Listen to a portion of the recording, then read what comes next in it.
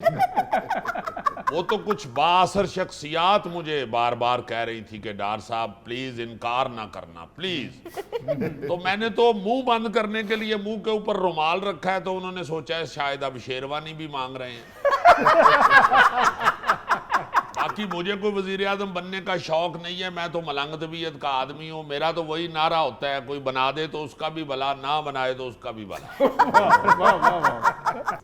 आज शो के आगाज में हमारे दरमियान वीडियो लिंक पर मौजूद हैं साबिक वफाकी वजीर खजाना जनाब इसहाक डार साहब। अस्सलाम वालेकुम डार साहब। वालेकुम अस्सलाम जी, क्या हाल है फरीद साहब, आप ठीक हैं? बहुत शुक्रिया, आपने याद किया है। आपको मालूम है कि मैं ज़रा प्रोग्राम में आने से कतराता हूँ, मुझे कोई इंटरव्यू देने का शौक़ नहीं है, मगर आपके प्रोग्राम में मैं खुशी से इसलिए आता हूँ कि आप भी सीधी बात करते हैं और मैं भी, आपको पता है, 2 जमा 2 1 का आदि हूँ। डार साहब 2 जमा 2 4 का आदमी कहें, 2 जमा 2 1 कब से हो गया? वैसे माफ़ी चाहता हूँ, आप इतने सीनियर आदमी हैं और पढ़े लिखे आदमी हैं, आपने भी वो कच्ची पक्की दूसरी तीसरी क्लास वाली बात की है। देखिए 2 जमा 2 4 ही हैं, मगर उसमें से टैक्स किसने काटना है? तो मैं तो वो बात करता हूँ जो पल्ले है, मैं उसकी बात करता हूँ। मैं इसलिए ये 2 जमा 2 1 कहूँगा। मगर डार साहब फिलहाल तो आप पल्ला झाड़कर इंग्लैंड चले गए। गलत गलत, बिल्कुल गलत। मैं पल्ला झाड़ के नहीं गया, हाँ अलबत्ता बल्ला झाड़ के गया हूँ। और बल्ले वाले सहाफी को भी झाड़ सकता हूँ। इंग्लैंड तो मैं सिर्फ मियाँ नवाज शरीफ साहब से मुलाकात के लिए आया हूँ, क्योंकि वीडियो कॉल बार बार स्टक हो रही थी और मियाँ नवाज शरीफ साहब का चेहरा अगर मेरे सामने मुतहर्रक ना रहे तो मेरे अंदर मईशत ठीक करने वाली लहर नहीं दौड़ती। डॉक्टर साहब इतने पैसे खर्च करने की क्या जरूरत थी? मियाँ साहब की तस्वीर लेकर काम चला लेते। देखें, तस्वीर जो है वो स्टिल होती है और मुझे मुतहर्रक मियाँ साहिबान की आदत है, क्योंकि उन्होंने सारी जिंदगी मुल्क के लिए भाग दौड़ की है। ना अकेले भाग की है, ना अकेले दौड़ की है। सर ये बताइए वापस कब आ रहे हैं या डॉक्टर बताएगा? फरीद साहब, मैं पिछले हफ्ते भी पाकिस्तान था और अगले वीकेंड इंशाल्लाह पाकिस्तान हूँगा। असल में मियाँ साहब का फोन आया कि डार निहारी बहुत अच्छी बनी हुई है। उन्होंने कहा कि निहारी और फ्लाइट मिस ना करना। डार साहब, मियाँ साहब ने अगर निहारी पकवाई थी तो आप यहाँ से रोगनी नान लेके गए हैं। मेरा ख्याल है आपका जुल्फी साहब कभी लंदन आना जाना नहीं हुआ, अब तो लंदन में भी बहुत अच्छे रोगनी नान मिल जाते हैं। ये बात नहीं है, असल में हमने वहां बैठ के अगला मुआशी प्लान बनाना था। वैसे भी मैंने कब कहा है लंदन नहीं जाऊंगा, मैंने उसमें काम जरूर किया है, मगर ये मेरा डायलॉग नहीं था लंदन नहीं जाऊंगा। और वैसे भी आप लोगों को मालूम है कि मैं अभी पाकिस्तान ही था तो ये मेरे मुतालिक अफवाहें उड़ाई गई कि मैं चला गया हूं मुल्क से। हालांकि मैं वही था, कोई मेरा हम शक्ल नहीं था उधर फिर रहा, और ना ही मेरे किसी दोस्त ने प्लास्टिक सर्जरी कराई हुई या मेरी तरह की, या को मेरी उधर बादरू नहीं थी फिर रही, मैं खुद था। और वैसे भी आप सब लोग जानते हैं कि मुझे अल्लाह के फजल से सेनेट में कायदे अवाम के ओहदे से अल्लाह ताला ने नवाज रखा है, और आप सब जानते हैं कि नवाज का लफ्ज़ मेरे लिए कितना अहम है। वैसे तो डार साहब आप निगरां वजीर आजम के लिए भी पर तोल रहे थे, लॉबिंग काम नहीं आई शायद?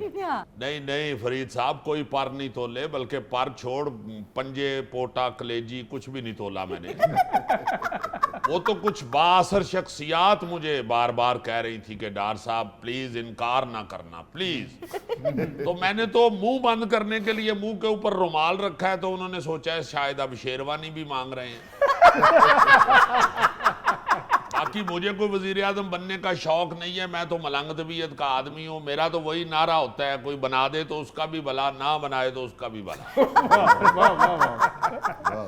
सर वैसे पीडीएम की 16 माह की हुकूमत के दौरान सरकारी कर्ज में 18,500 अरब का इजाफा हुआ, बना फिर भी कुछ नहीं। फरीद साहब, अगर आप वैसे ही मुझे इश्तियाल दिलाना चाहते हैं तो बता दें, मैं आपके इश्तियाल दिलाए बगैर भी टीवी से बाहर निकल के आपके हत्थी पढ़ सकता हूँ।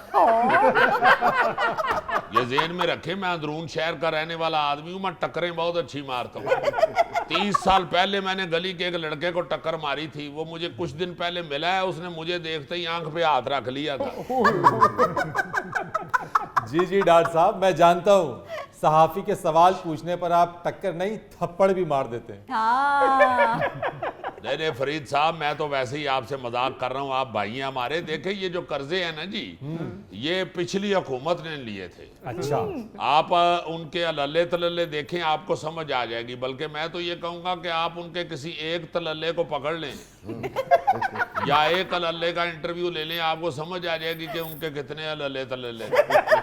मैं तो ये भी कहूँगा कि अगर ये जो अल्ले और तलल्ले हैं, इनकी इन्वेस्टिगेशन हो जाए तो ये खुद ही आपको बल्ले तक ले जाएं। जाने दीजिए डार साहब, कब तक आप इनको रोते रहेंगे? आपकी 16 माह की हुकूमत के दौरान बिजली के 1 यूनिट के निर्ख में 50 रुपए से जायद का इजाफा हुआ। सार्फिन के ऊपर मजमूई तौर के ऊपर 3000 अरब रुपए का बोझ पड़ा। और तो और आपने जब हुकूमत संभाली तो पेट्रोल 149 रुपए फी लीटर था। आपके 16 माह के दौरान पेट्रोल की फी लीटर कीमत में 122 रुपए का इजाफा हुआ और आप इसे 271 तक ले गए। हाँ जी। ओ जी, ये इन लोगों की पैदा करदा आप बीमारियां मुझे ना सुनाएं। मैं अल्लाह के फजल से मईशत का डॉक्टर हूं। डॉक्टर साहब, मरीज को तड़पता क्यों छोड़ गए आप? इलाज क्यों ना किया उसका? हाँ। देखिए, मेरा एक क्लिनिक दुबई में है, एक लंदन में है और एक पाकिस्तान में। मुझे दूसरे क्लिनिक भी देखने होते हैं। मैं जो मरीज को जहाँ पे छोड़ के आया था, अल्लाह के फजल से जो मरीज है वो तंदुरुस्त हो गया था। अब जो मैं परहेजें बता के आया हूँ, वो अगर परहेज ना करे मरीज तो मैं क्या कर सकता हूँ। क्या परहेज बताई थी आपने डॉक्टर साहब? देखिए, पहली परहेज मैंने ये बताई थी कि बिजली के नजदीक नहीं जाना। तो आप देखें किस तरह कितने कितने लंबे चौड़े बिल आ रहे हैं। खाक आपने परहेज की है। दूसरा मैंने कहा था कि मेहरबानी फरमाएं, पेट्रोल तो आपके लिए जहर है, पेट्रोल से दूर रहें वरना पूरी कौम को अफारा हो जाएगा। वो भी इन्होंने मेरी बात नहीं सुनी और मैंने मिन्नत की थी कि अगर आप जल्दी तंदुरुस्त होना चाहते हैं कि खुदा के लिए खाना पीना भी छोड़ दें। डार साहब, आप बिजली से भी परहेज बता रहे हैं, पेट्रोल से भी परहेज बता रहे हैं और ऊपर से कह रहे हैं कि खाना पीना भी छोड़ दो। अगर खाना पीना छोड़ दिए तो क्या अपने आप को बैटरी पे करा ले? बैटरी तो मुझे सूट भी नहीं करती, मुझे कार्बन से एलर्जी है। डार साहब, हम इंसान हैं, हमें भूख लगती है, हम स्टैचू नहीं हैं। बल्कि हम पाकिस्तानी हैं, हमें हर घंटे के बाद भूख लगती है। माफ करना, मैंने आपकी बात नहीं की। ये देखे ना फरीद साहब, ये मरीज कैसा मरीज है। और चलो खाना पीना ना छोड़ो यार, खुदा के लिए ये बात समझो, बिजली आपके लिए जहर है। पेट्रोल आपको नहीं सूट करता जो आपको बीमारी लगी हुई है। और फिर गैस भी मैं तो कहता हूं कि आपके फेफड़े बर्बाद कर रही है। चले खाना पीना ना छोड़ें मगर थोड़ा कम कर लें। आप तो उल्टा तरी डलवा डलवा के खा रहे हैं। मगर डार साहब, तरक्की का पहिया तो चलता ही पेट्रोल, बिजली और गैस पर है। और यार, इस वक्त तरक्की का मसला नहीं, इस वक्त तो सांस लेने का मसला है। ये तरक्की का पहिया इस वक्त आप डंडे के साथ चला लें। आपने गांव में नहीं देखा हुआ, डंडे के साथ पहिया कितनी कितनी दूर ले जाते हैं बच्चे। वो वाला काम कर लें, खुदा के लिए कुछ सोचें इस मुल्क के लिए। अब अकेला इस आगडार कुछ नहीं कर सकता, आप सब लोगों को साथ देना पड़ेगा, फिर ये तरक्की का पहिया शैया आप मुझे सुनाइएगा। यार साहब, ये डंडा चीज ही ऐसी है, गोगे अरगे दे लक च वजे ते है पहिए तंग दौड़ना जाता। और डॉक्टर साहब, छोड़े अपना क्लिनिक बंद करें, ये डॉक्टरी छोड़ें, बस अपने कारोबार पर तवज्जो दें। हम अपना मरीज कहीं और दिखा लेंगे। भड़के आप ऐसे ही मारते थे कि मईशत को मैं ठीक कर दूंगा, ये कर दूंगा, वो कर दूंगा, बस मैं ही हूं जो डॉलर को नीचे ला सकता हूं। नहीं तो इसमें कोई शक नहीं है, इसमें कोई शक नहीं है। डॉलर को नीचे सिर्फ मैं ही ला सकता हूं। आप जाके पूछे मेरे पुराने मोहल्ले से नीचे लाने का मुझे कितनी प्रैक्टिस है। फरीद साहब, बारिश होती थी तो सबसे पहले वो छत से कपड़े मैं नीचे लेके आता था।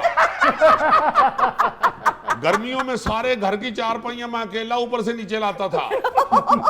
कहीं गली में खाली जूस का डब्बा पड़ा होता था, मैं मोटरसाइकिल के टायर के नीचे लाता था।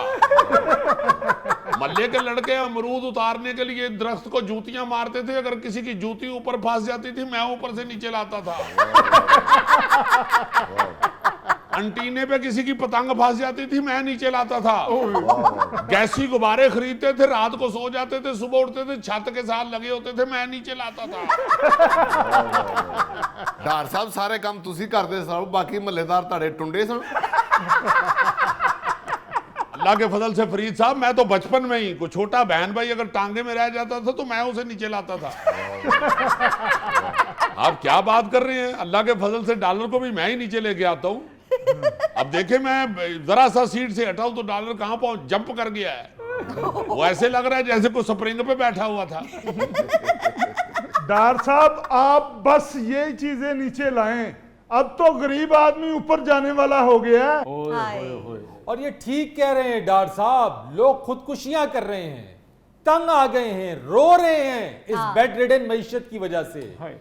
फरीद साहब आपको एक सीधी बात बता देता हूं, ये जो आपकी मईशत है इसने इस तरह सेहतमंद नहीं होना, खज्जली होती रहेगी। इसका हिसाब हमारे मोहल्ले की मैडम फजीलत वाला है।